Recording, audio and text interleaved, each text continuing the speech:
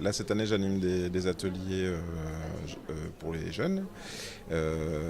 J'ai l'expo qui est BD versus manga, donc qui est accueillie, et on s'est dit, tiens, on pourrait essayer de faire des petits ateliers autour de ce thème-là pour les enfants et les ados. J'ai l'expo BD versus manga et ce projet de la rencontre entre les deux univers, de la rencontre d'un personnage de BD dans un univers manga, BD franco-belge, qui est vraiment... Le personnage est assez... il ressemble beaucoup à Spirou, hein, c'est assez inspiré de Spirou. Inspiré de Spirou. Donc je le plonge dans un univers manga que je connais bien pour justement décrypter les codes. Et lui, au début, il est complètement paumé. Il se dit mais c'est pas normal qu'on démarre de zéro, c'est pas normal qu'on sache rien faire. On n'est pas un héros si on sait pas tout faire. Donc découvrir le monde du shonen où on doit démarrer de zéro, être nul en tout pour progresser et devenir le meilleur, c'est un truc qui lui échappe complètement. Et ça, c'est un projet d'édition que j'ai. Alors pour moi, c'est une des grosses différences que je pointe. Notamment, j'ai fait un dessin comme ça où j'oppose le chapeau de Spirou et le bandeau de Naruto, de ninja, parce que justement Spirou, alors évidemment il a des origines, hein, au départ il n'a pas commencé des aventures comme ça, mais quand Spirou démarre une de ses aventures, c'est ce que je dis souvent, il est taillé pour l'aventure, c'est-à-dire qu'il y a quelque chose qui tombe du ciel, il y a un ravin à passer, immédiatement il va exactement savoir comment faire, il va sauter sur un truc, attraper une perche, hop, il va sauter.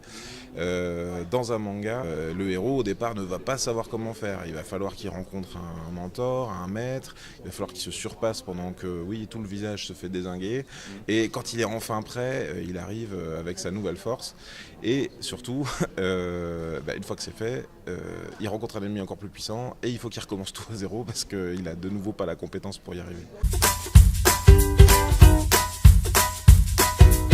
C'était la symbolique un peu de l'histoire de ce pays, c'est-à-dire avec la Seconde Guerre mondiale, ce genre d'événement, à un moment donné, les anciens n'ont pas réussi, à la jeunesse de prendre le flambeau et de réussir là où les anciens se sont plantés.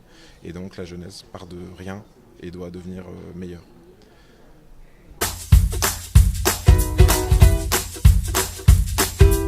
J'ai pas fait mon choix, c'est-à-dire que plastiquement, moi, j'aime faire les deux et j'ai envie de, je dessine naturellement en manga. J'adore le franco-belge, c'est vraiment mes premières amours parce que je suis né avec des BD à la maison, donc ça m'a plu immédiatement. Et non, moi, j'ai pas envie de faire mon choix. J'aime tout et voilà.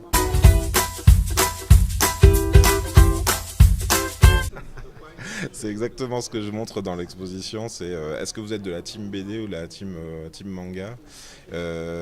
Moi, je sais pas. Alors, de point de vue de mon parcours d'auteur, j'ai l'impression que je me mets moi-même dans la position du héros de manga parce que finalement, à chaque nouveau projet, je réinterroge tout. C'est-à-dire, une fois que j'ai fait un album, par exemple, dans un certain style, un album ou un dossier, eh ben, je me dis, dans quel style je vais aller après? C'est-à-dire que je n'arrive pas à me satisfaire de là où j'en suis arrivé et il faut que je trouve un nouveau style pour aller avec ma nouvelle histoire.